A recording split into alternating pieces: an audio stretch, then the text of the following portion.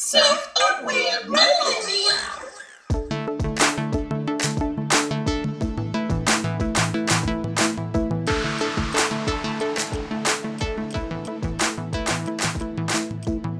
It's July, y'all. Welcome back to the Self-Aware Millennial. I am your host, J.Mix, and I want to give a quick shout out to all my Pride fam that put their pride aside and let the Black lives have the show, have the floor, have the entire world last month. And I want to thank y'all again so much for just giving us that opportunity to have our voices heard. And although the battle is nowhere near over, I want to thank the Pride community, LGBTQ plus community, for giving Black lives a platform, because as we all know, if Black lives matter, all lives will matter. And I think, as I was saying a couple of days ago, I really believe that if people can conceptualize the idea of what racism is and understand it from the perspectives of folks that are nowhere in your same livelihood, then when it comes to trying to understand other people's perspectives about other things that don't even regard race,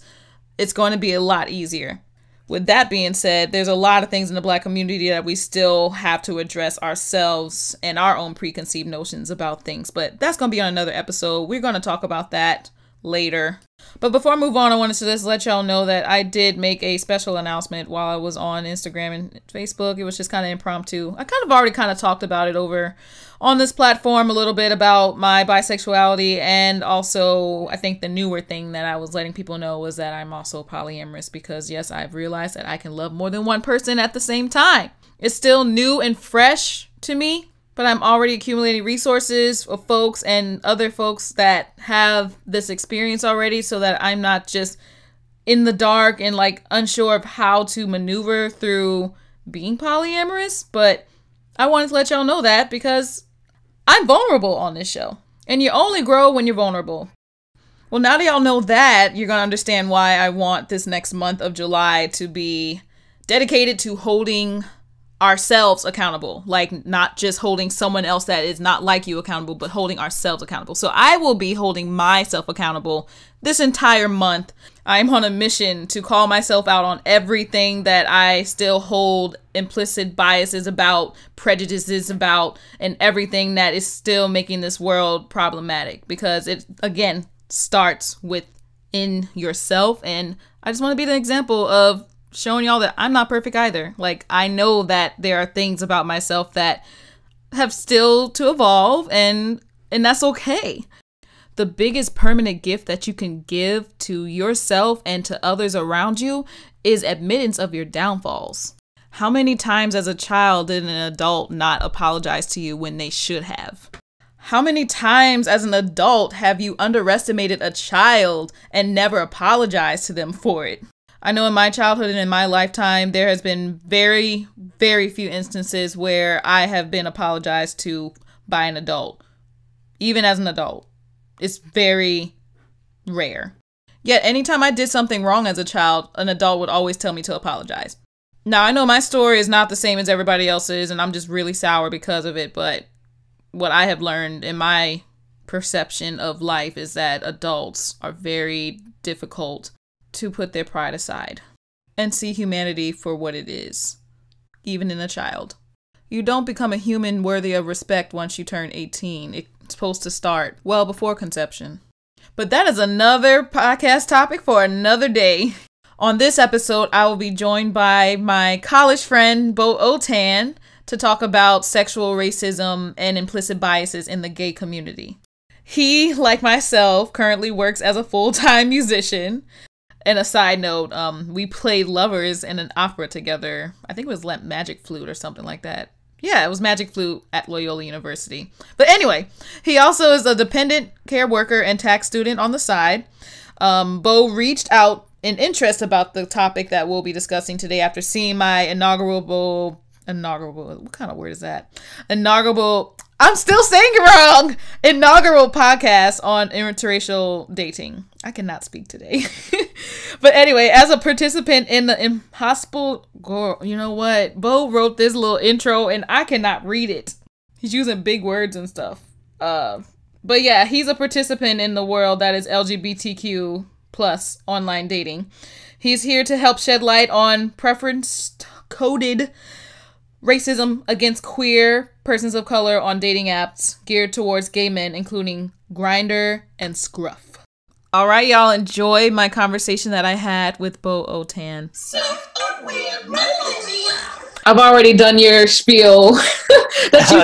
It was great. I could not, I guess I wasn't, I read through it, but, as I started reading through it and, trying to record it, I was like, some of these words I could not get out. So, I just... Yeah, it was type friendly. It wasn't very conversation friendly. Yeah, I saw, there were just big words in there. I was like, oh, Lord. And I kept tripping. I was like, you know what? Whatever. Yeah. They're going to get what they get. I should have just did a talk to text and been like, da-da-da, but oh well.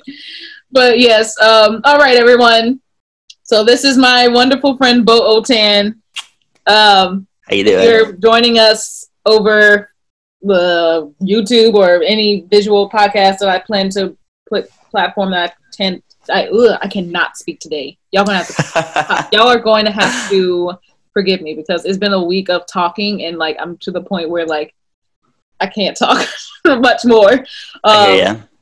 And words just don't always come out, but it's okay. I try my best anyway. But yes, Beau Autin, as I was saying in the introduction, he's a great friend of mine. We can kind of talk a little bit about how we know each other now that we're actually talking to each other and not just right.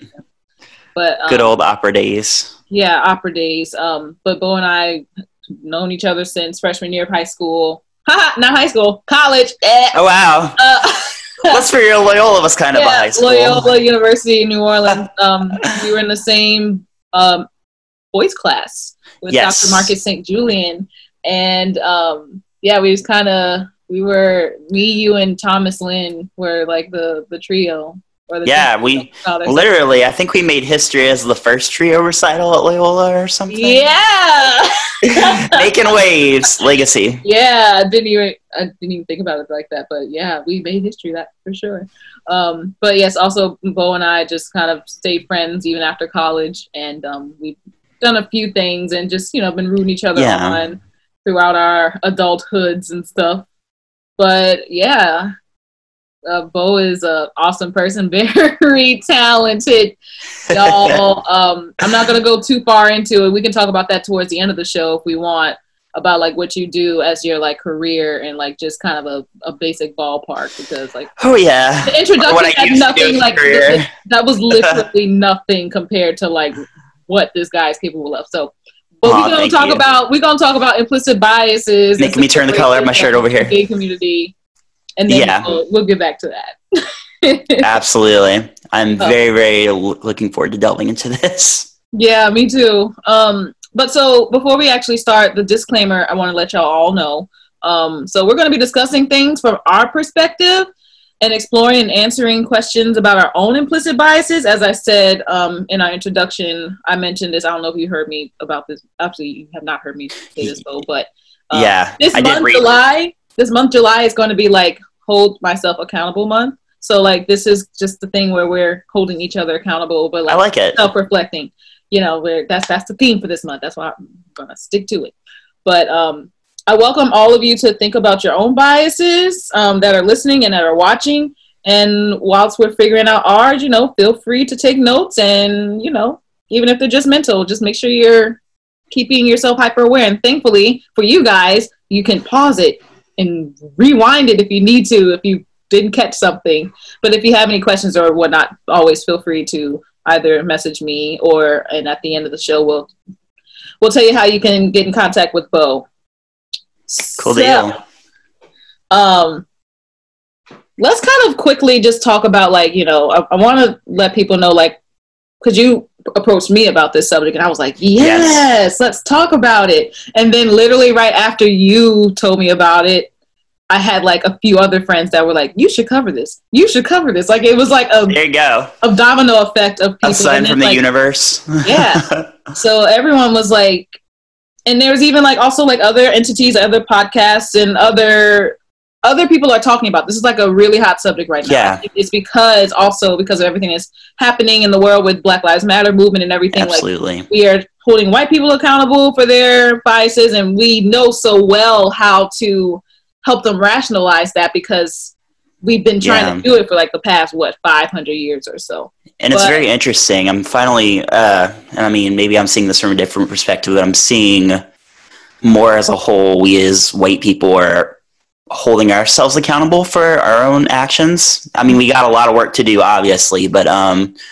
for those of us, I still think there's quite a bit of, I guess, trying to correct others that we're working on right now. But we're getting more to the point. It's like, okay, you have to spend some time and actually look at yourself and see, okay, am I just, saying I'm not doing anything, or am I going to actually be critical of the things that are not okay? Right. Amen. I already forgot my train of thought. But see, it happens all the time. That's why I have an outline. Hey. I hear you. That's why you write notes. Well, let's get into, just so I can give some factual information for everybody. Okay. Before we actually get into the discussion of it, because I basically kind of laid this one out a little differently than other episodes that I've done, you guys. This one, like I said, we're going to be kind of self-reflecting on our dating lives and everything, but I want to just give y'all some information about like the factual information that is actually out there about our own implicit biases as a collective. So according to Kendall Cunningham's article on rewired.org, the term, quote unquote, sexual racism has roots in the 1970s and was defined by Charles Aber Stember, who was a Rutgers University professor and then he said, I'm saying this wrong. I'm already reading this wrong. It says, as the sexual rejection of racial minority and the conscious attempt on the part of the majority to prevent interracial cohabitation. That was the word I was thinking about later. Thank you. It was there. I was having aphasia. Yeah. Modern usage of this term frequently refers to racial injustice that's disguised as, quote unquote, just a preference on dating apps and in real life social settings. However, this casual framing of racism ignores the greater impact it has on the lives and self-esteem of racial minorities who are already portrayed as being less desirable in mainstream media and society at large. And I also just want to add in here, Wired.com also says dating apps like Tinder, Hinge, and Bumble, they use collaborative filtering, which generates recommendations based on majority opinion. Not necessarily your own opinion, it's by the majority. Yeah, so algorithm. Algorithm, basically. And this happens on LGBTQ dating apps as well. So after many accounts on YouTube, Twitter, everything. Yeah. So after many accounts of racist accusations on this platform, Grindr has launched Kinder Grindr, which includes a zero tolerance harassment policy to eliminate hateful and discriminatory language. I did not get a chance to see if other dating apps have followed suit with that, but I would be really interested to just, have that information maybe for the next episode that I'm doing with Megan. Definitely. I mean, I can give you some side information on one of the other ones if you want. Yeah. Cool. Of course, it's going to be very biased eyes giving you the details. So. Yeah. Well, let's get into like our basic childhood backgrounds. Okay. So what we're going to dive into first is like what kind of what type of environments we grew up in, and if they were diverse, and if they were diverse, like were they also diverse in orientation, or were most people perceived as a specific orientation? I'm only putting orientation in here now because I literally was debating my own orientation and race all day today, and I was just like, this has to be in there. So yeah, I'll start. You can start, Beau. Okay, well, this is, I guess the simplest way to put it is I grew up in a very small town in southeast Texas, and granted, it was a very close-knit community. I guess if it puts it in point blank, one of our mascots for the football teams was a bulldog, and the other one was the Native American. So it's your pretty standard small southern town. You know, there's implicit racism going on. There's implicit homophobia. People are getting called fags in high school. And I'm thinking about this all, you know, in my Miss Sister's Asian still kind of perceived as a joke. You know, I feel like there's been a little bit, I guess, change in, I guess, the way that stuff is treated in the years following. In my personal life, and I guess, you know, I guess my family's exposure to race, I can say we were pretty open to being friends with people of different races. I do remember at one point, my paternal grandmother, who I don't talk to anymore, by the way, actually got mad at my sister, 8 years my elder, because she had taken a black gay boy to the prom. So just had like just little things like that she had got upset over. And you want to go, oh, she was born in that generation, but it's like, no, fuck that. I know plenty enough people, you know, that are from that generation. And surrounding years that were fighting for integration and civil rights for all time people before that. So I can say, you know, that there was a very conscious effort in my parents to try to break those biases, but that doesn't mean that they did not have those implicit biases and did not pass that on to us as children. There were pictures of mammies in the house. In fact, my dad recounted having a help when he grew up as a child. So basically, you know, we were kind of always taught, you know, to have a diverse background, to love everyone, but that didn't mean that the things carried on by grandparents didn't trickle down onto parents. That, you know, as all generations change and all generations hopefully become more aware and open to things, they become more self-aware, as this podcast exclaims, you know. Tagline, tag jingle. As far as sexual orientation wise, I'd say, you know, homosexuality was never really an issue in my family. In the personal homeschool program that I was in, that I actually grew up in, and there's a whole nother story for another day, but long story short, Beau attended homeschool for 12 years, and that homeschool told him for 12 years that he would go to hell, pretty much. I didn't really know at that point. It was until about 14 that I started having feelings that, you know, I might be gay. But there was pretty much that internalized homophobia that started right there. I'd say the Catholic background really worked into it. And maybe this is a good time to talk about this a little bit. My dad actually came out to my mom as gay in 2007. Wow. Yeah, that's a whole nother story. And I think for me, it definitely established a weird sort of internalized homophobia, because I have continually had an estranged relationship with my father since about 12 and 13 years old. And it's kind of like the correlation of this person, even though he really doesn't represent the community whatsoever, and he's a horrible representation of that community.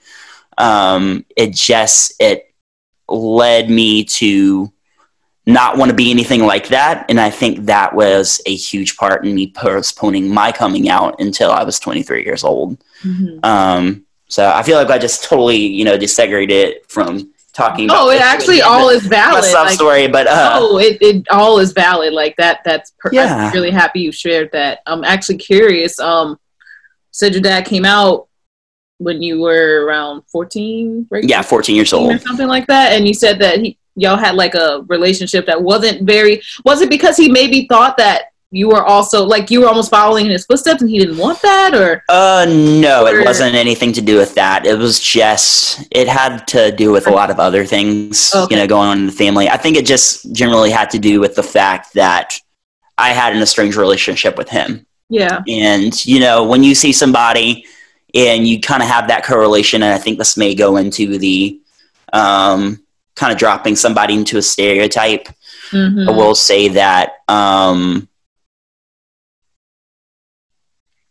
he kind of went through the little boy phase as a 50. God, how old was he? He was born in 57. Do the math, Beau. And came out in 2007. So he was 50 something. 50. He was 50. He was 50. 50 something. But basically, at that point, he was going through the honeymoon phase where he had never really acknowledged the feelings properly. He had a Catholic background, was going to church, trying to pray it away, essentially going on all these retreats, did neurolinguistic programming, which is an absolute pseudoscience. Oh, God. Just to try to basically be something that he wasn't. And in the process, I mean, to be quite frank, just waste my mother's time until like she pretty much had to kind of move on at her retirement age and, experience life as a single individual. I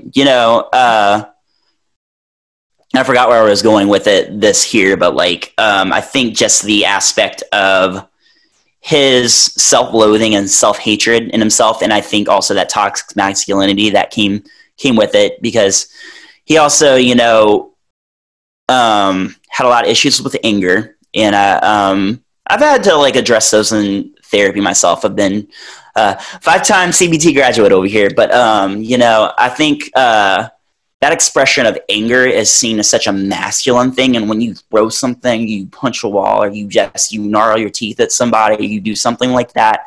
It's like that King Kong beat your chest type thing, where you're commanding that dominance. You want to feel dominant. Absolutely. For reasons, because maybe in his life he didn't feel that way, and so this could be a whole nother episode, right? It could, for sure. And call me when you do your daddy issues episode. I'll be there. Yeah, daddy issues. Oh my gosh. No, I'm actually curious because I was actually just looking up like conversion therapy, and I want to talk to some if there are still conversion therapists out there that still practice like trying to convert someone that is gay to a different orientation or whatever. Yeah. But also I want to see if there's any conversion therapists that are willing and are able to maybe somehow convert a racist a racist train of thought to like something more, very true, anti-racist. So that's another episode. If anyone knows anyone that does that, please hit me up, because I would love to talk to you. But I guess I'll go into my background just a little bit. I think everybody basically kind of knows my background, but I grew up here in New Orleans, a Black community. My school, however, was mostly predominantly white or white centric. I should say, like all my teachers were white, and like most of the staff and everybody that I kind of associated with throughout most of my learning days were white and of the white influence. So I would say that they were diverse because the kids that I grew up around were diverse, especially in like an elementary school and then in my college. But in my high school, they were pretty much all white. As for their orientation, there were people, I mean, I guess in my mind, and when I was younger, and it could also be because of how I grew up in the church, homosexuality was always considered a bad thing. And so that's what I always thought. And so people, even like, especially Black community, they will make fun of gay. Yeah. They'll make fun of them in like a tongue-in-cheek way. And then like sometimes, like I said, well, until I should say they make fun of them until it's someone that they know, someone that they actually personally know. But either way, like that's basically kind of how I grew up. I know now that some of the people that I was interacting with when I was younger were gay, but I wasn't able to really describe or like really put into words and understand like why they felt different than other people that I had been around or something. Yeah. So like it was something I had to look back on and like, oh, that's what that was. But otherwise, like, I think that I still kind of grew up around, I still grew up around a lot of diverse and different orientations, especially right now. Absolutely. But yeah, that's basically my basic background. But anyway, with that in mind, what do you think our current preferences and what would you consider your current preference to be in regards to dating? In regards to what is your racial preference and what is your orientation preference? Now I kind of generally do identify with the label gay. It's pretty comfortable, and it allows me to kind of work in that community and kind of, I guess, fit into the square that is, you know, kind of the gay culture, if you will, you know, RuPaul's Drag Race, Yas, Queen, etc. I guess I've entertained the possibility of being with somebody. I mean, obviously I'm already in a relationship with somebody and I'm very, very happy, you know, but that being said, you know, I've entertained the possibility of, okay, for example, and you said, when you, let me just clarify, when you say sexual orientation, you refer to attraction to different genders. Correct. Like, what is your preferred, like, it's not necessarily who you're dating right now, but it's just like, what is your preference? Like, I know most people are like, oh, well, I'll date anybody. Like, I don't see color or whatever, you know, those things. Absolutely. I'd say like the most one that like closely identifies, because there's the term pansexual, which obviously means any gender, and you kind of have the basis that there's not just, you know, black and white, boy and girl, basically. Yeah. There's a spectrum. You can, you know, fall this way, that way. You can be both in some extent, you know. Yeah. You could be neither. You could not give a rat's behind, you know. Which that kind of makes real sense to me versus the term bisexual. Yeah. And that's actually what I came out to as first, and I think it was the most comfortable label for me in the beginning. Just because I had been in a 3-year relationship with a wonderful, wonderful, wonderful girl, you know, and still had that romantic attraction. Yeah. You know, still enjoyed that company, still enjoyed that time. Just, you know, that spark wasn't there. You know how it is, I guess. But I guess with keeping that in mind, I guess I've gone down the list of proverbial genders in my head, and knowing that there's more than one. Yeah. But also kind of factoring in, okay, I don't think I'd see myself in a relationship with another cisgendered woman. Then I'm not fully pansexual. So the term polysexual kind of makes a little bit more sense to me. 'Cause it's like you got multi-genders. And it's like, at the end of the day, maybe it's important that I talk about being visible, like with that preference, just so that people don't have to feel like they have to fit in a box and then behave a certain way, or, that, I don't know where I'm going with this, but just like, it's kind of like it's important to have that label to just like kind of put into words what you're feeling. Yeah. And at the same time, it's kind of like, well, you just want to be open to doing different things, basically, or just having different experiences. I mean, race-wise, without getting too, sultry up in this podcast, I could say I've had a pretty diverse experience, with who I've, had experiences with, loved, dated, etc. I will say I looked at your question and I looked at it really closely, and I just had to think about it a little bit. And I think we had mentioned this at the very beginning. I'm not sure if this picked up on recording, but as you mentioned in the algorithm that's calculated through swiping left and right, I do find that when I'm swiping through the app I've used in the past, that I'll see a lot more white guys than I will people of color, just in general. And that statistically, kind of looking back, I'm thinking in my head, oh, I'm, this like super like open-minded, diverse person, but at the end of the day, like I'm swiping right on all the white guys. And I mean, I guess in today's climate, I've had to look back, just thinking about the systematic racism and the systematic hatred that and the implicit biases that contribute to that system that leads to people literally being shot and killed. You know, that it's kind of important to take a look in the mirror and really see where your experiences are coming from. I think this is a good point to bring up.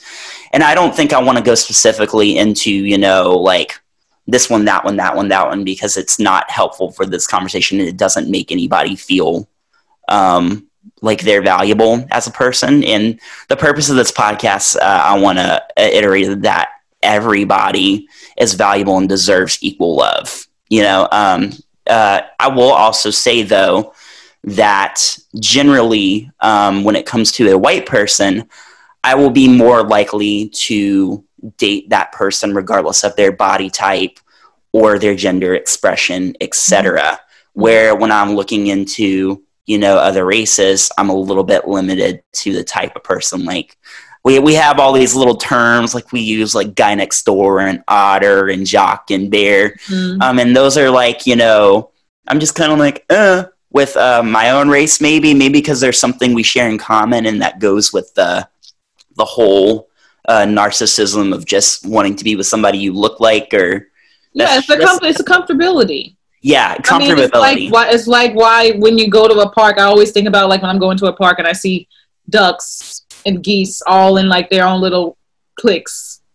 Yeah. And sometimes they be mingling with each other, but most of the time they be like hanging with each other because they know each other. They know each other better than they know, like. Yeah, birds of a feather. And it's very interesting.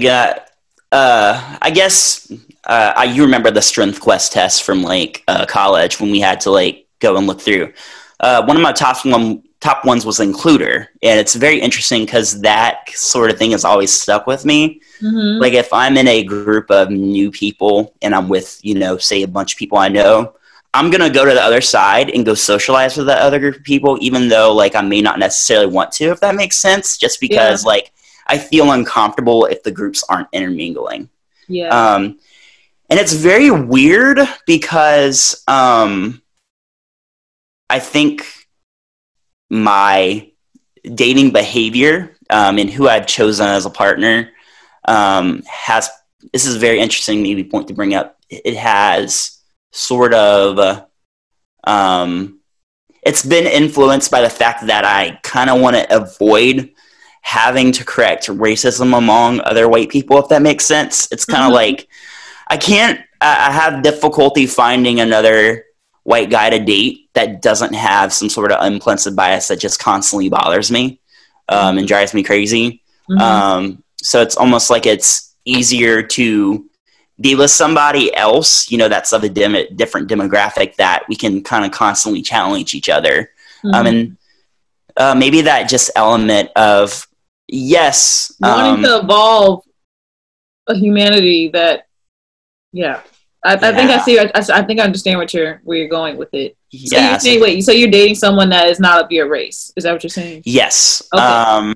So far, I guess to get fully into my history, I've dated a black woman and I've dated a multiracial who I just waved at. That's my wonderful boyfriend. But he is a multiracial Creole, white, black mix, and also quarter. That's Creole, Team Creole. Yes, Team Creole indeed. Yeah. Got the Canadian Creole, we love it. But we stand for it. But it's really, I guess I like the aspects because we come from slightly different cultures. And, you know, maybe this is where I kind of like have to look back and be like, you know, we white people, we love like, ooh, commodification, different cultures and stuff. You know, but it's really, really, I guess, nice to share that life with somebody that has these different experiences. I don't know, like to be like stereotypical and stupid, that uses different spices than you do, that doesn't use just the plain old seasonal, right? The chicken, you know what I'm saying? Or no, I get it totally. Yeah, but yeah, I enjoy that experience a lot more than just, you know, having the stereotypical me and another, you know, boring ass, bland ass white guy taking Instagram photos for a paycheck. Just, you know. Sorry if I called anybody out. Gosh. Yeah, okay, I get you though. I don't know, like when you said that, I was thinking about like at least a couple of couples in my head. Yeah, so there's a couple of y'all though. Y'all cute though. Yeah, they're cute, but yeah, Beau Autin, if you listen to this, I stand y'all as a couple. Y'all I adorable. Yeah, I love him. They're so Matt. adorbs. Yes, probably Yep. this. They were the main ones I was thinking about. Yeah, me too. Yeah, I stand y'all. Don't ever leave. Okay. Yeah, no, they're a wonderful couple. I've actually before I started doing Self Aware Millennial, I was also doing a short, I don't know if you want to call it a production, but it was a God, I already got the name of it, but I did with Cameron where it was basically yeah, and we did like God, I forgot the name of it already, and that's terrible. Cameron's gonna listen to this, he's gonna be like, Jessica! But you know what? But that's where I met Beau and Matt. Well, I've known Matt for a couple of decades now, yeah, like high school. But anyway, sorry, getting off topic. I'm gonna go into a little bit about my current preferences in regards to dating. I mean, honestly, I'm very much like Beau, you guys. I don't feel as though I have a racial preference. I think it's because I grew up in such a diverse, I had such a diverse beginning in like my learning environment. And so I was around kids of multi races, like all over, like just thinking about like people who were my best friend and people that like I like interacted with, and like they were like literally from the entirety of the spectrum of the entire world. Like there was at least one person from each like section of the world's country, whatever you want to call it. So as for that, like I do find people attractive of all different races. I do think that there are certain races that I find more attraction to than others, unfortunately. Definitely. And I know that's because of implicit bias, but there have been those exceptions. Like, you know, a lot of people are like, you know, Asian men are like the least desirable, but I'm like, yeah, that's not true, because there's at least 2 or 3 that I can think of right now that I think are fine as hell. And like, you know, like, but I do currently only, and I think it's also because of accessibility. There's not many like Asian men here in America. There's more in Asia, you know? So it's like you have not nearly as many options. But I mostly see myself, my preference, like we'll go into that because we were going to talk about our dating histories a little bit more. Yeah. But my usual racial preference is whatever I find attractive. And then for orientation preferences, I have started to realize that I am open to more than one orientation. Yeah. Sexual orientation, but also like lifestyle orientation too, clearly, because I'm polyamorous. But because I now am considering myself bisexual, on the Kinsey scale, y'all, I'm probably like a 2, which means that I'm not like I'm more on the heterosexual side than the homosexual side, but I was still like, you know, I'd probably be like a 5.5. Yeah. It's like a little part's like, maybe. But again, this is like beer. Yeah.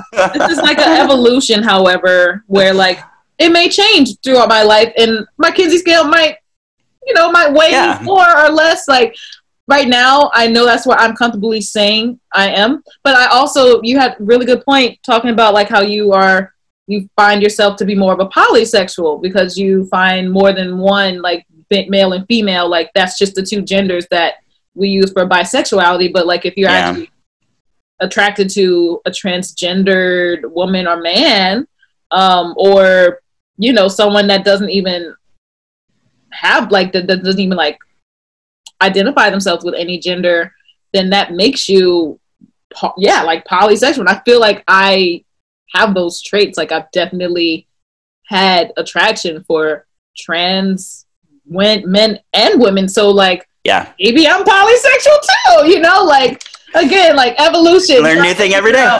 Yeah. The more the merrier, I guess. I don't know. But like I think it's important that we have these newer, what people like to consider newer terms, because it does help when trying to describe like what you as a individual like and what you as an individual, you know, stand for. So absolutely. So our dating histories. So now we're going into, because now Beau and I, we've kind of sort of bled into this already, but like what we started off with just so everyone's aware, we've started off with our preferences, like our preferences, not necessarily what we actually, like who we actually dated or whatever. Now we're talking about like the factual stuff, right? So we're going to go into like what race and orientations do we tend to date? And does it reflect what our current preferences are? I'll start with Beau. Okay, so I think I went into this a little bit, but like I said, started with a black woman, and then from that point on, I've been in a relationship for 2.5 years with a multiracial, black, white, Creole, and then quarter Filipino. Ancestry.com, y'all. But I guess in between that period, there were, if it's helpful to mention, there were a couple people that I talked to. I think there were like maybe like 2 or 3 guys, and if I could think off the top of my head, they were all white. I don't know if that's relevant to the conversation, but maybe it's worth mentioning.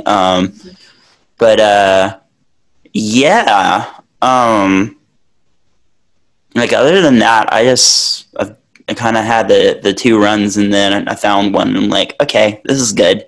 I'm done. Cool. Well, I'll go a little bit into what my race and orientation. Wait, hold on. That's my question, right? Yeah. What races and orientations do I tend to date? I mostly at the moment. Okay, so also y'all, because I am polyamorous, but I also am in an open relationship. Most of the people that I've been dating so far have been white men, and I think it's just because like the amount of people, and I think this also has to do with the algorithm of Tinder. They're not showing me all the fine black men for some reason. I mean, sometimes I swipe right on them. Sometimes I see them, and sometimes we have a conversation. But like, not always do we get a chance to like continue that relationship past X. So I'm just like, I feel like at least with the white men, at least they are a lot more persistent in like wanting to get to know me outside of like texting. So in that regard, like, sorry, I'm not trying to like, I'm hoping it's not coming off as like something against black men, because I love black men, like I love them, but like they're not showing up. And my issue is also I'm very picky about who I choose. I'm not just going to choose someone just for like a quickie. I'm going to choose them because that's my problem. Attractive. Yeah. And I'm going to choose them because like I know that there's something just a little bit more than just a one night whatever. And I also, when it comes to me, like even laying down with anybody, like I need to feel comfortable with them. So like it just takes longer if I'm not actually attracted to them. So and that's a whole nother podcast episode I will talk about. But back to what I was saying, the races that I am normally dating are white men. And I have dated at least 1 or 2 black men in the past, but you know, I'm not doing that now. So I wouldn't say it completely reflects what my current preferences are, because I'm not actively looking for. I am actively looking for like, you know, black men to date, but like I still have to feel comfortable in wanting and accepting of them. And I know part of that is partially is my biases. Some of it, but so I hope that kind of answered the question. Yeah, that makes sense. Okay. So in that regard, next question. If the orientation and race that we tend to date do not match our preferences, why? I think I kind of went into that a little bit. I'll start just because I just kind of went into it. So some of the things I kind of laid out, you guys, was like things like proximity, not living close to the other races' orientations. But in my case, like, I'm around a lot of black men. I just don't. Well, I would say I'm around a lot of them. Like, obviously, I've literally lived in the hood, but I think there's a stigma, at least with me and like with my parents, like growing up and telling us, you know, like we're not really supposed to get to know our neighbors like that because, you know, you could get into trouble and everything. So like I have those biases still instilled in me, to the fact that like, you know, I don't necessarily want to or feel comfortable interacting with Black men in my own community, which is terrible to say. I'm actually more inclined to interact with them if they're not from New Orleans, which sucks to say. Like, even if they lived, I don't care, like in Slidell, like I'm more inclined to listen to, like, talk to them or whatnot than like the ones that actually live here, which is terrible. And that's not like for all Black guys. I'm just saying, like, in general, in the proximity of the place that I grew up around. Sorry, I also grew up in Holly Grove. I don't know if y'all told, if I told y'all that. Yeah, Holly Grove's, it's kind of like Carrollton, and you go kind of this way-ish. Yeah. The best description I can tell people is that it's where Lil Wayne grew up. Like that. Okay, gotcha. And so I would say that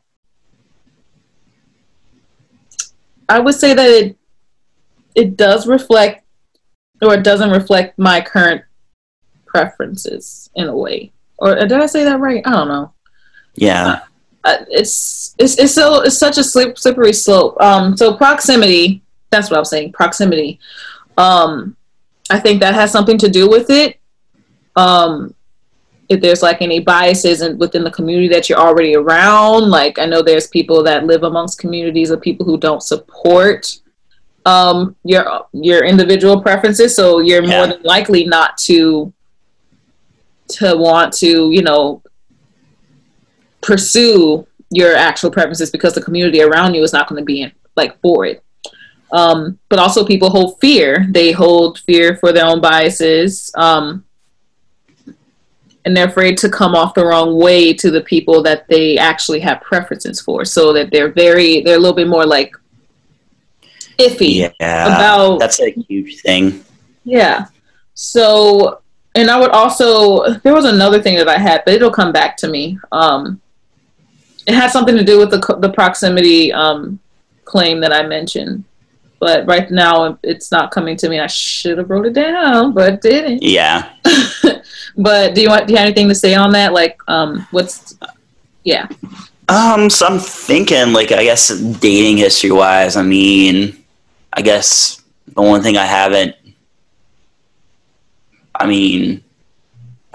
dated, I guess, Latino, and I haven't dated white, if that makes sense. I guess, like, or fully white, if that makes sense. Yeah. And I don't know, I'm thinking of, like, proximity. It's very interesting. I don't really remember any, you know, queer people of color where I grew up. I mean, there were like white gay guys that I specifically remember, like, my sister being friends with, and I had a pretty positive relationship.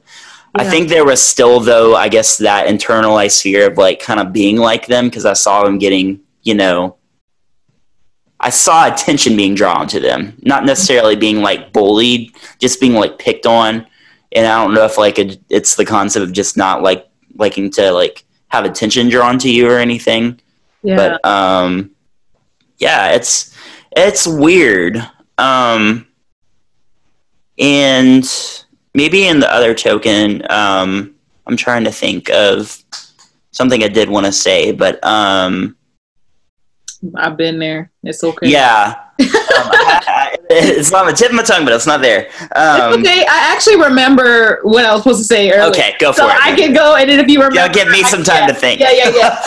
So the other one I wanted to mention is that, like, a lot of people tend to be attracted to the races that give them the least hostility. So I know in my life, I had a lot of hostility against my father in the way he sometimes, like, treated me when he was upset and everything. And, you know, like, just kind of putting all of this, like, so I developed I wouldn't consider maybe like an inward hatred for, like, Black men's wrath. And, like, I just didn't want to have to deal with that again. So I usually just kind of moseyed away from dating Black men because I didn't want to have to deal with that.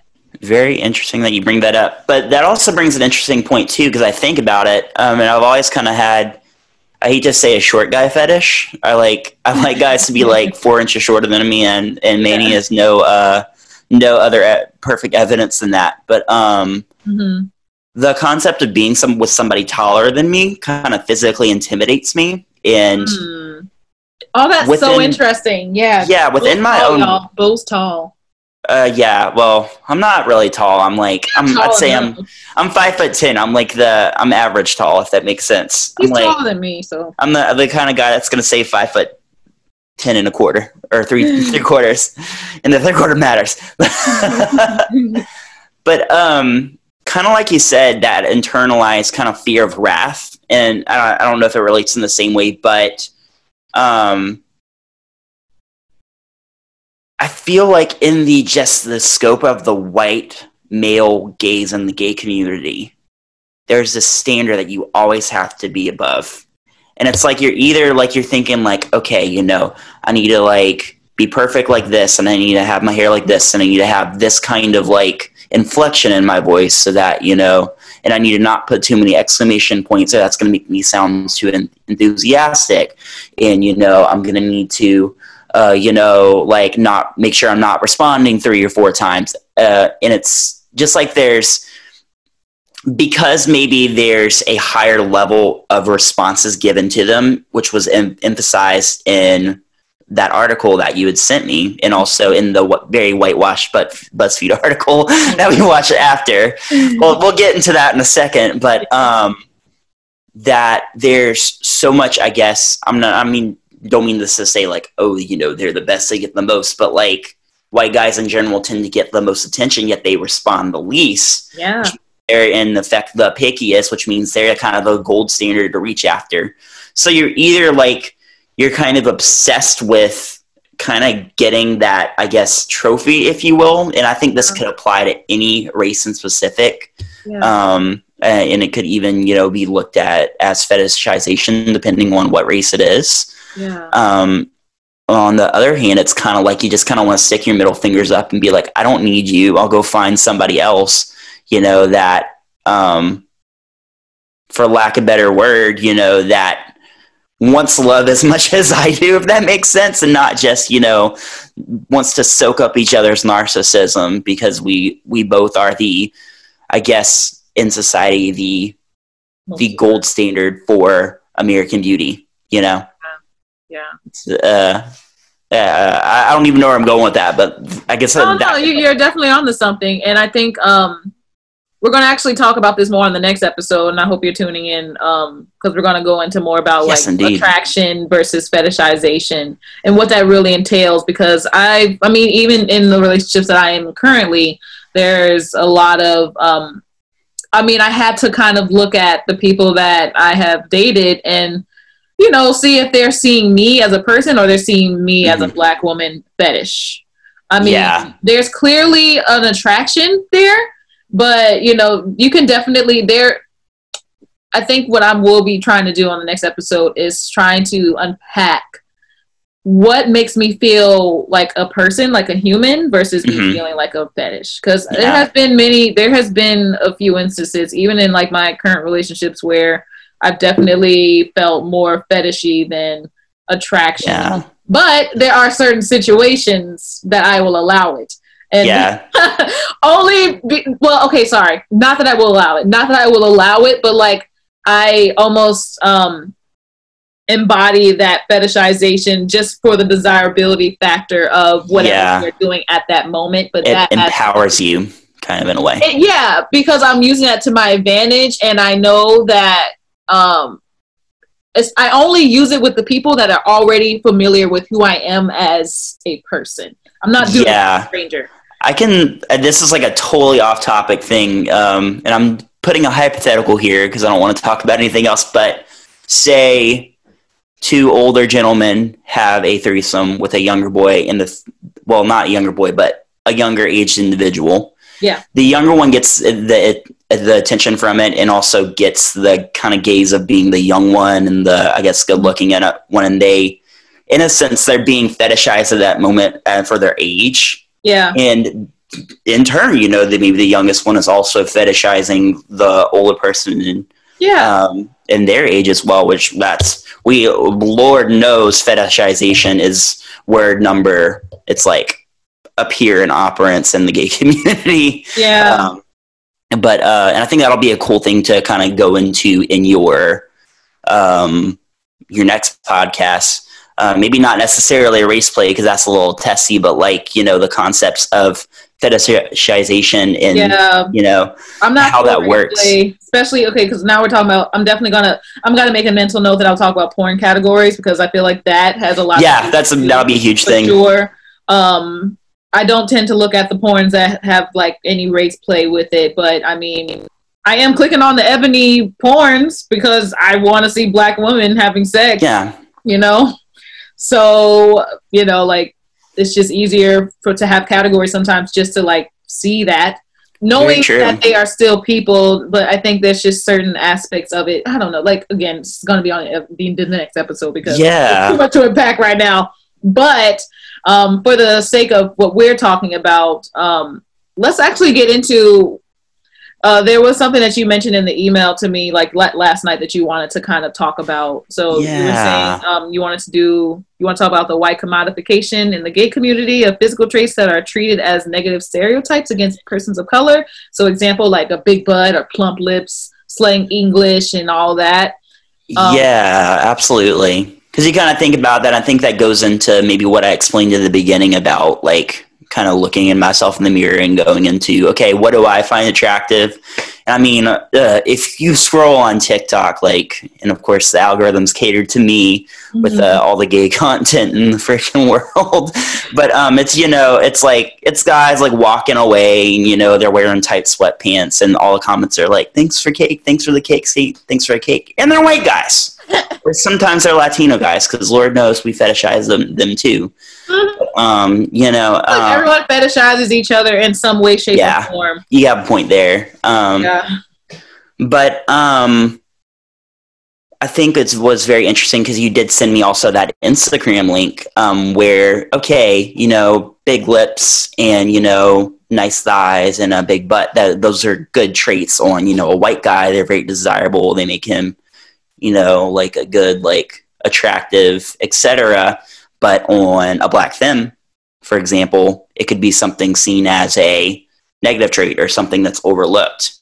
And I guess the only thing I can think of that relates to that, I'm sure you've seen Dear White People as well. Absolutely. I love that movie, but it was very interesting. Like at the very end when they had the party, you know, like all the like white participants are there and they're in blackface and, you know, they're listening to rap music and they're basically, you know, it's pretty much a system to kind of catch white people in their racism. Yeah. Coco makes a really good point in basically saying,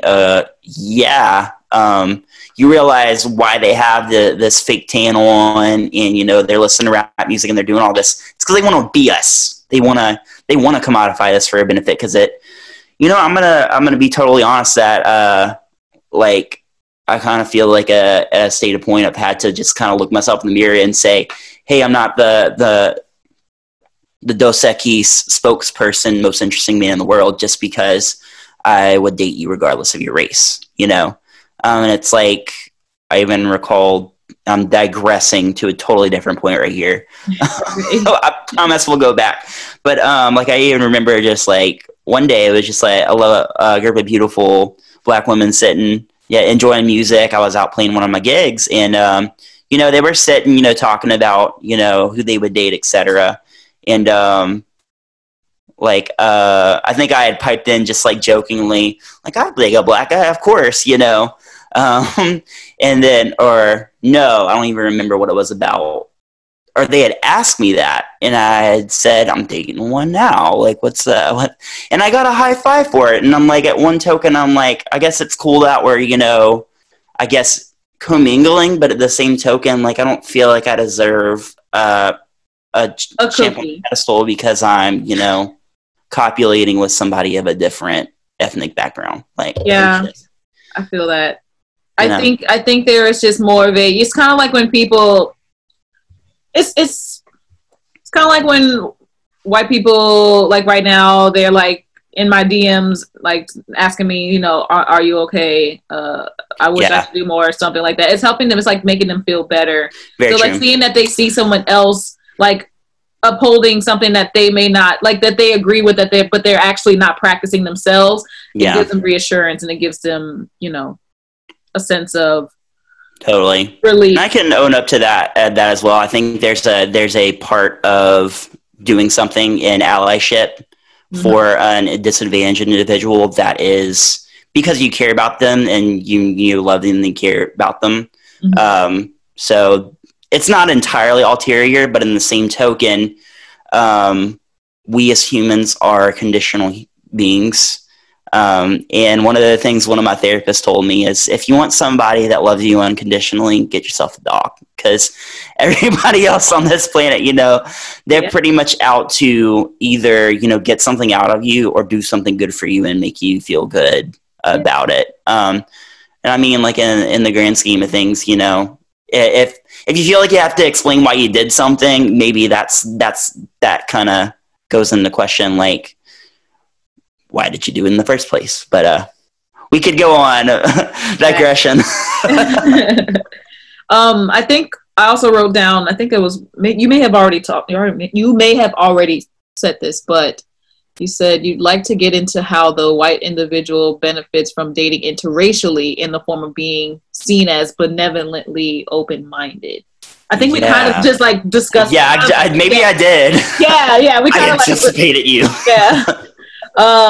But I mean, yeah, it's almost like, any other race that goes out of their race to date, it's almost seen like a bad thing. Yeah, like a double-edged sword. Yeah, or I don't know, I feel like there might just be more apprehension. I could be completely wrong about this, but I know there's always like, I don't know, especially if you're trying to date a white person, it's like, master slave. Yeah. At least the master slave kind of dynamic from a black person's perspective. I don't know how that's like with like a white man or white woman dating a Asian man or woman or whatever. I mean, what I've generally seen specifically, I guess, in East Asian culture, and like if anybody hears this, and feel free to correct the ignorant white boy, but I've seen generally like there's a lot of, I guess, desirability in the white gaze, I say, and the desirability in white culture. I have a couple family members, that are married interracially as a white man and an Asian female. And that's something to consider too. Like, do white men look at females because, as explained in one video, they're seen as more, that kind of geisha aesthetic, kind of willing to do anything, Yeah. Long list of problematic here. Yeah, that definitely, again, that would have to go. You know what? Yeah, we're going to talk about this in a little bit, but I was like, you know what? We're going to talk about it in just a second. But to kind of, bring this back to who we're trying to gear this conversation towards at the moment. Because I am more of a heterosexual bisexual, I've been kind of gearing this conversation towards like heterosexual partnerships.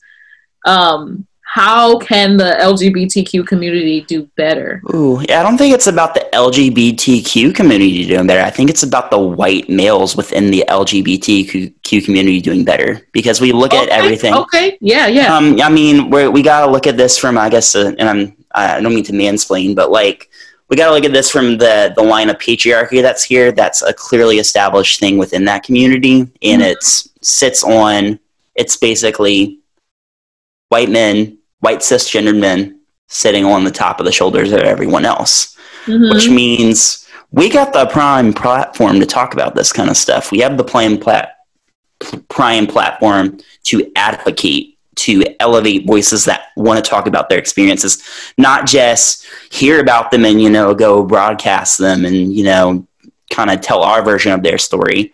Yeah. But I think, and I may be wrong in this, but I think with Kinder, it was mostly people of color talking about their experiences, which was an important thing, but there wasn't any white visibility there that was talking about what they do, about holding themselves accountable, being held on that. We're not willing to have these conversations, and I think at the end of the day, it boils down to like this just and you can I think literally apply this to anything. People are so afraid of just being wrong in their ideologies. They just can't. I have to just digress to a completely different thing. If I go and look under the hood of my car and it's something squeaking, I'm not going to know what it is. I might think it's the dipstick. I might think it's the serpentine belt, etc. I could tell my boyfriend, who is a automotive technician, he's going to look under that hood and tell me exactly what it is, because he looks at it on a daily basis and he sees it and he understands and he gets it. Yes. I couldn't care less about how my car is. I bought a cheap Corolla because it's oil optional. If you ask me to tune that thing, I'll look for the G-string. But that's the thing right there, is that, you know, when a group of people is exposed to something every day, they see it in these lines like no fats, no femmes, etc. Or they see it in fetishization like Latinos to the front of the line, and digressing and saying this, the purpose of not to regale with, oh, I see this and I hear you, I see you. I kind of feel like that I see you, I hear you is kind of the 2020 version of you is kind, you is smart, you is important. But that's another talk for another day. But like when you have this group of people that experiences it every day, they wake up, they don't get to decide that, oh, hey, I'm not a queer person of color anymore, I'm a queer white person. Doesn't work. You know, you have certain places where you can pass white, like that Latino and South Asian that clearly were white passing in that BuzzFeed video. BuzzFeed. Yeah. So much about that BuzzFeed. At me, y'all. At me. But you basically have like the firsthand recount, and number one, we don't accept the accountability for playing into that system with our implicit biases, number one. And number two, we don't listen. We don't hear these stories from people. It's kind of like, okay, you know, or worse than we hop into that fetishizing side, you know, or this is kind of what drives me even crazier. It's the performative side of being woke that I see on so many profiles, you know. Yeah. Sure. It's very performative, where I'll see it in a profile. I'm not saying I'm not guilty of. Actually, one of my profiles at one point said, chances are, if you say in your profile that you're not into ... chances are I'm not into you. But which I feel is more like a Z-Stat thing. But like there's just like specific things like the I see you and I hear you, and you know, it's written in there, and it comes across as, you know, give me a medal and award me because I'm open-minded or I'm liberal, or, you know, and maybe I'm like wrong in that kind of viewpoint. Maybe the purpose of it is to create more visibility among those apps. Yeah. But yeah, cool. Like I said, there's a box, and you know, like at Christmas, like you open a box and it's like a prank box, and there's a box inside the box. It's like, it's a lot to unpack. But I just think at the end of the day, like, you know,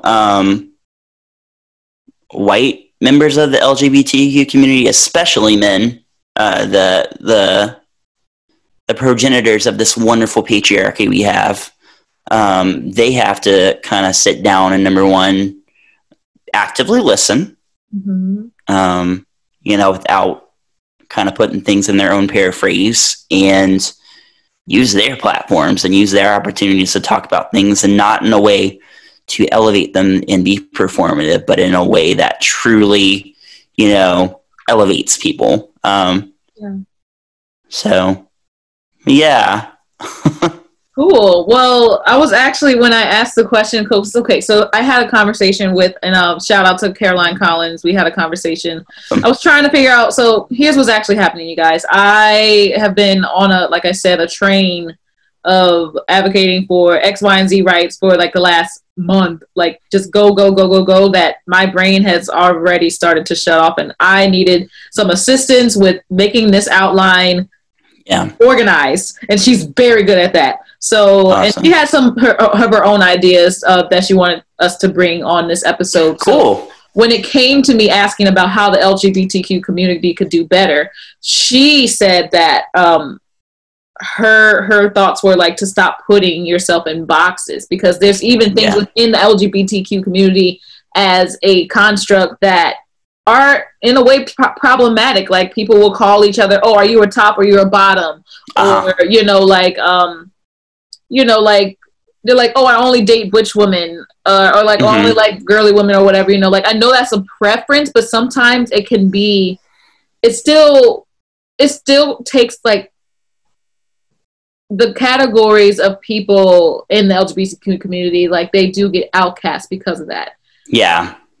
And so like, not necessarily. It's very othering. Those, like there's usually specific types of relationships, lesbian relationships, gay relationships that you'll see. Usually they're more feminine and more butch guy, then there's a more feminine woman, more butch woman, or a female vagina. Yeah, or you have the age dynamic, you have the daddy-son thing going on, Yeah. You'll have, like I said, the body type thing going on. You'll have, your bears, otters, jocks, twinks, etc. Exactly. So it's like all of these other categories about people that you're already within your own community that is already ostracized from the rest of society. So it's like try your best not to put yourself into boxes and be open to, being around other people that you may not necessarily have a preference for in your community. But I also think, and please correct me if I'm wrong, but I feel like there's more of a, at least in the gay male community, there's more gay males that will normally like to be in relationships with guys that are straight passing. Yeah. Oh, yeah. You mask for mask, bro. Oh, absolutely. Yeah. So it's like, that even that there's something wrong with that, where like the flamboyant gays aren't getting nearly as much love because of how they just naturally are as people. So again, like I think in the LGBTQ community, that should be something that is addressed. When Caroline said that, I was like, ooh, that's so. This is a very huge thing, and I think it's very funny and interesting because, and I think in every oppressed community, because we can sum up that people of color, LGBTQ community, and then you have queer people of color in the LGBT community. Yeah. It's all systems of oppression. The initial oppressor controls everything. And then from the top down, people systematically within that community oppress each other.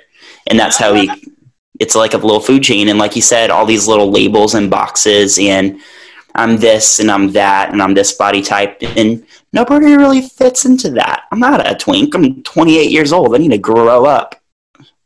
I got a Roth IRA. I ain't got no time to be a twink. Like, be y'all best selves. But like, at the end of the day, we're very obsessed with just being everybody else but ourselves, and that's the whole that's true. Identity blind.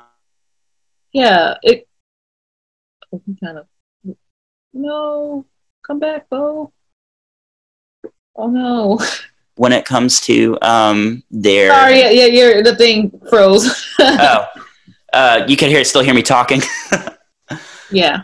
But like I said, I feel like everybody can afford to become a little bit more sapiosexual when it comes to dating. I don't think that's a thing that's the orientation assigned at birth.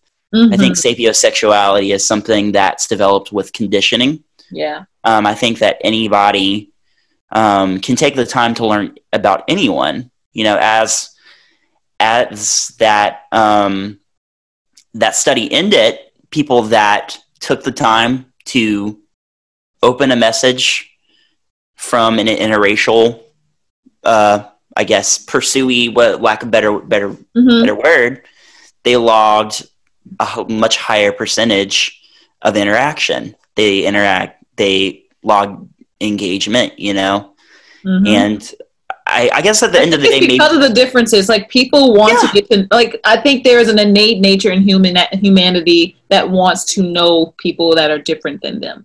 Yeah, very true. Like, there is like an innate natural portion of it, but the system that is been like conditioned in us tells us, no, you should only be in this category. Yeah. But I think personally there is an innate nature for people to want to be friends with and, you know, fornicate with people that aren't of their, you know. Absolutely.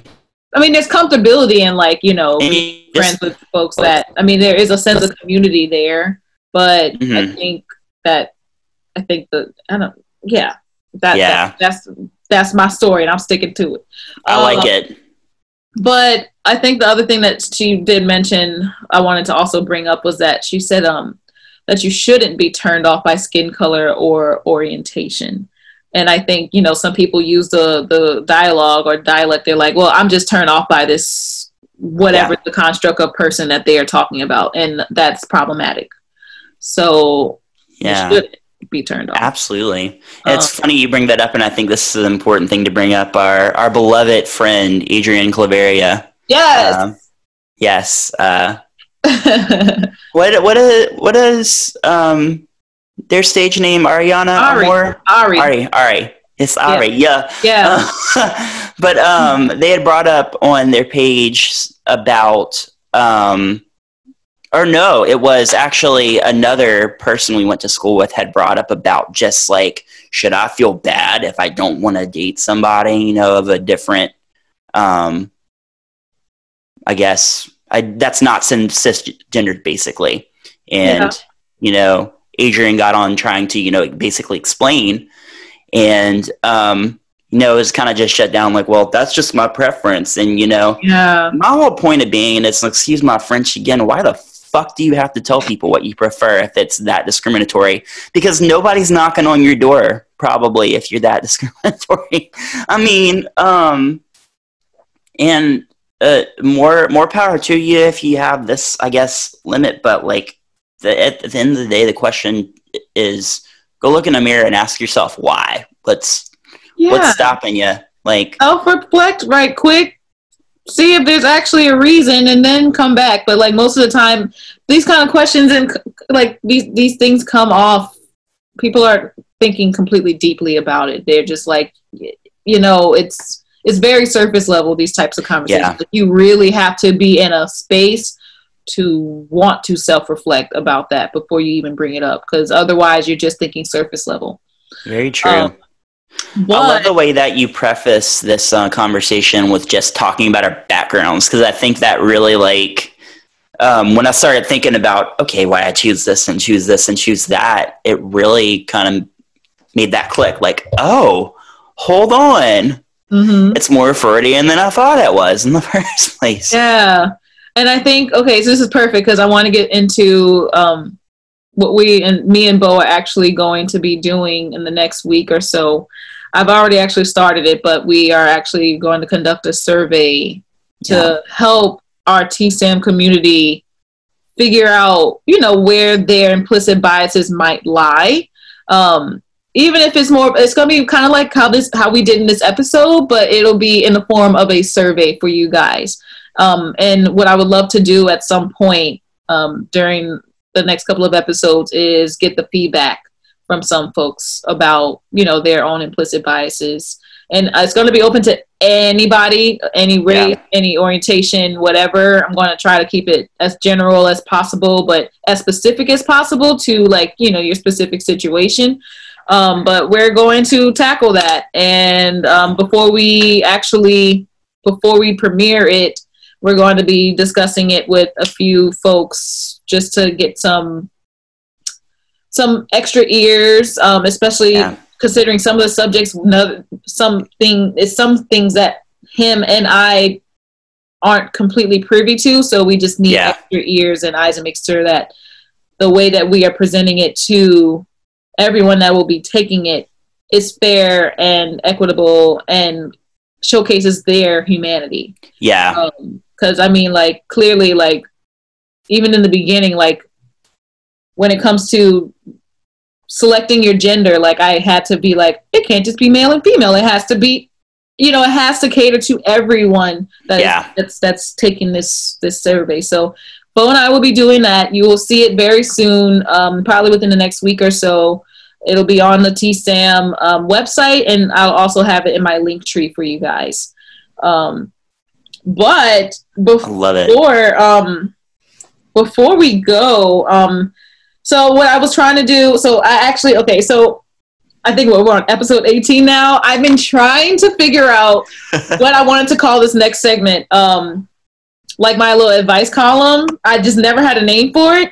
But I think I'm going to just call it my username. J.Mix Explains It All. Yeah, I was about to say. That's perfect. J.Mix Explains It All. So I'm going to do that, and I'm going to make it sound more funky and everything.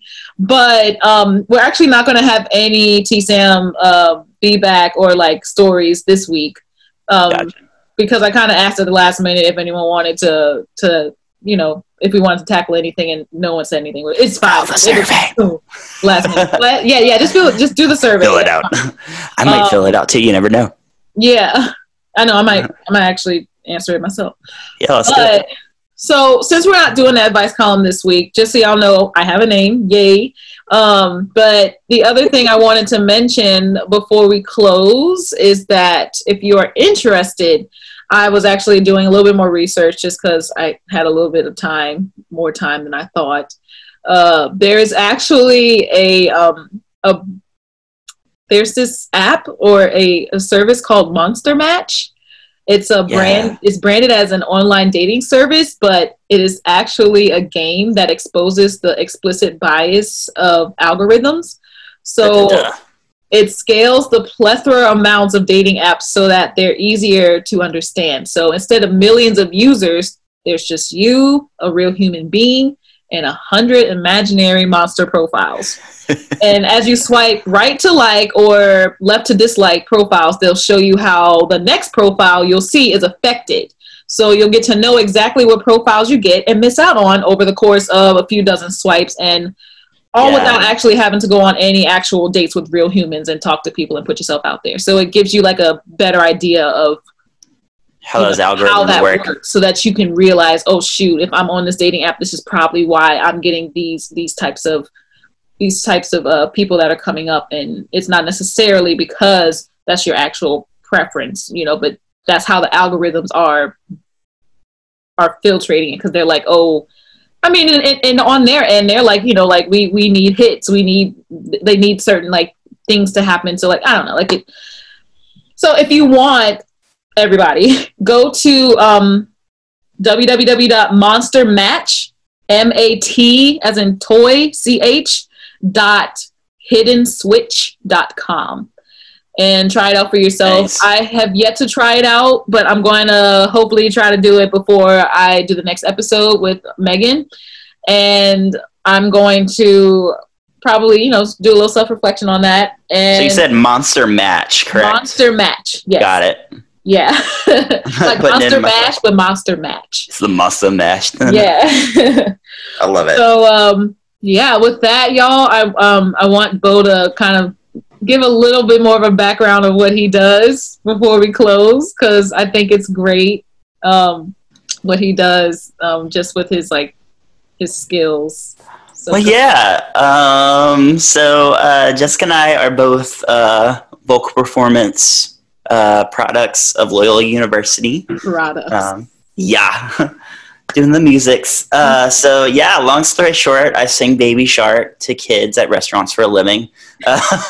But yeah, it's really, really cool. I mean, of course, coronavirus is going on right now, so things are a little bit limited. But over the last 2-3 years, I've been averaging about 100 shows a year, playing in different restaurants and different bars. I actually had the chance to do American Idol. I did audition. That was so much fun. I'd love to do it again. But ever since that time, it's just been kind of really cool to kind of follow my passion and kind of turn it to a business and, make it something exciting. And also to just make a lot of cool friends along the way. I've actually made friends with a local person here, and we performed together. We started doing gigs together.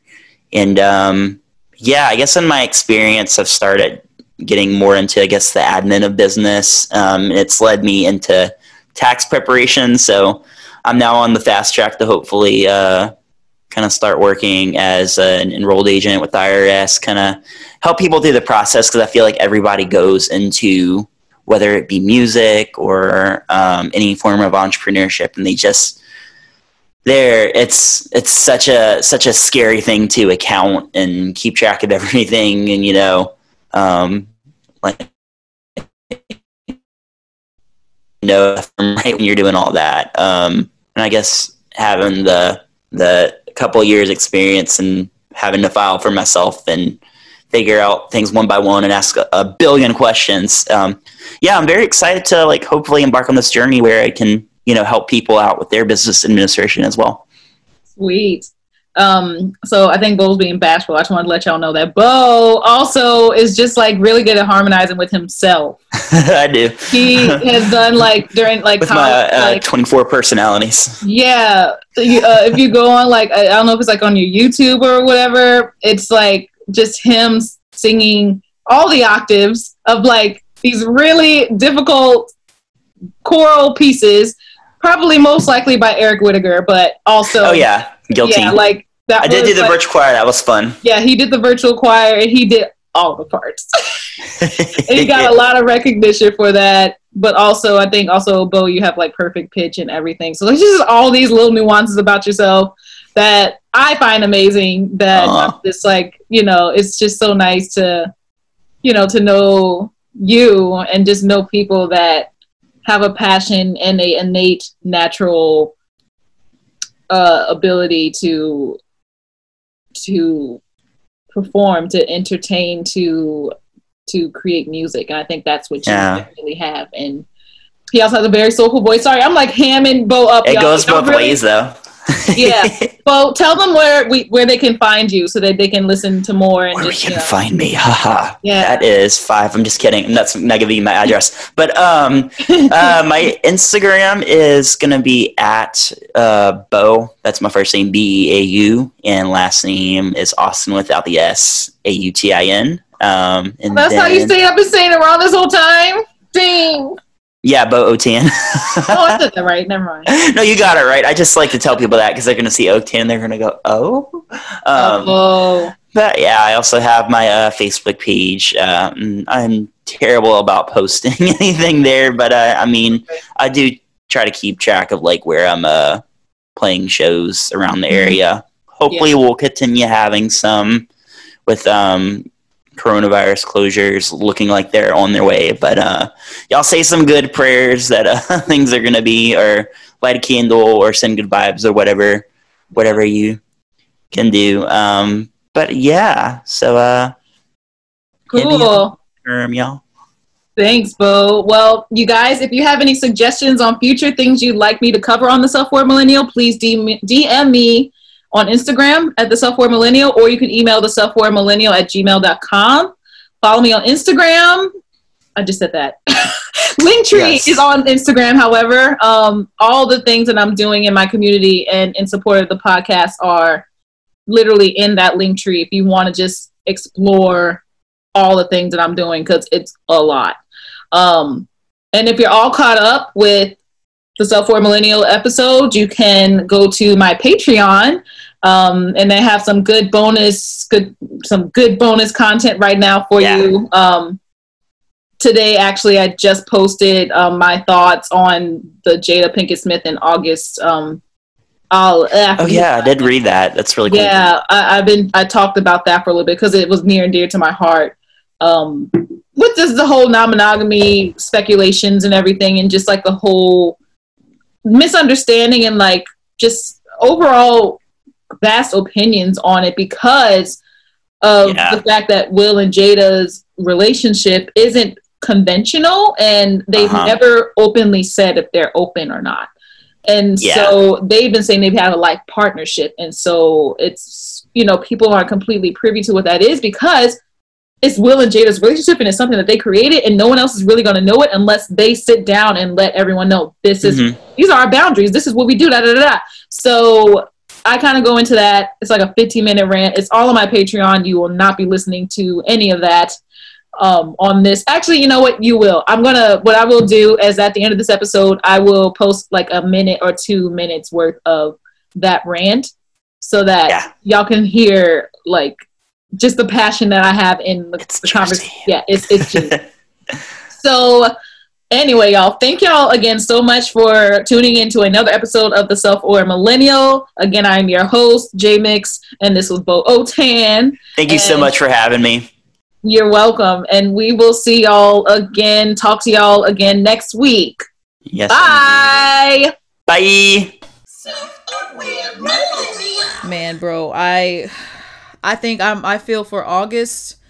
As for Jada and Will's relationship, you know, they're still kind of talking about how they are not in an open relationship, or they're publicly stating that, you know, they're not in an open relationship, but that they're in a life partnership, which is probably just their term that they made up. But I think for the rest of the world, like trying to understand like what their partnership is, if you're trying to think of an open relationship, I think open relationship would be the best, but that's just not how they define it, you know? So I guess in a way they're not in an open relationship because that's not what they are defining it as. And that's okay. I would also say that Jada in particular has also talked on the Red Table Talk about kind of hinting at the fact that she wasn't very happy with Will for a very long time. And, you know, basically trying to play that societal role as a mother and a wife, and she just got tired of it. And, you know, that's again like society trying to battle what you want for yourself as an individual. And gosh, y'all, like it all ties in together. Jada, I'm pretty sure that Jada found a lot of love and a lot of fulfillment, a lot of happiness through August. But the issue is that I don't think she is willing to compromise her reputation about publicly pronouncing that she is indeed in a relationship with August. And because August is so young, he has so much more to live for. So he doesn't have to worry about nearly as much. Like, he can come out and say stuff like this because he still has so much more of his life to live. I mean, Jada is, I don't know, in her 50s or something like that. But, you know, she looked good for her age. Black don't crack. But either way, it's still like, I don't know, y'all. Jada, I think that's what it is. I think Will and Jada are living in a different time period of their lives where it wouldn't be nearly as safe to come out as saying that yes, they are actually sleeping with other folks or whatnot. And now that I think about it, like, I wonder how many folks that they may or not have slept with, that maybe they had to like write a written contract saying that they would never say anything. Or I mean, I don't know. I'm just like spitballing.